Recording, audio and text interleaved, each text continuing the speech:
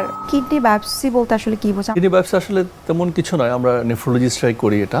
সেটা হলো যে আমাদের যখন কিডনিতে প্রদাহ বা গ্লোমেরুলোনেফ্রাইটিসের পেশেন্ট ভর্তি হয়, তখন আমরা কিছু পরীক্ষা নিরীক্ষার মধ্য দিয়ে যখন আমরা একটা সিদ্ধান্তে উপনীত হই যে তার গ্লোমেরুলোনেফ্রাইটিস আছে, তখন তার কোন ধরনের গ্লোমেরুলোনেফ্রাইটিস হয়েছে সেটা নির্ণয়ের জন্য আমরা কিডনি বায়োপসি করি। সেক্ষেত্রে আমরা আসলে তাকে প্রথমে যে কোনো ধরনের এই ধরনের প্রসিডিওর করতে গেলে যেটা হয় যে তার কোনো অতিরিক্ত রক্তপাত হওয়ার প্রবণতা আছে কিনা সেই ধরনের কিছু টেস্ট করে নিই, তার রক্তচাপ নিয়ন্ত্রণ করে নিই, এবং তারপরে আমরা কিডনিতে দুটো অংশ থাকে, একটা হচ্ছে কর্টেক্স আর মেডুলা বলি।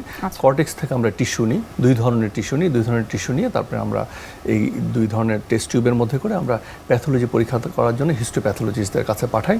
তারা এই টিস্যু দুটোকে পরীক্ষা করে তারাই চূড়ান্ত একটা মতামত দেন যে এই ধরনের গ্লোমেরুলোনেফ্রাইটিস হয়েছে। তখন সেটার মাধ্যমে আমরা এই বায়োপসি রিপোর্ট পাওয়ার পরে তারপরে আমরা স্পেসিফিক চিকিৎসা যেটা সেটা দিয়ে থাকি।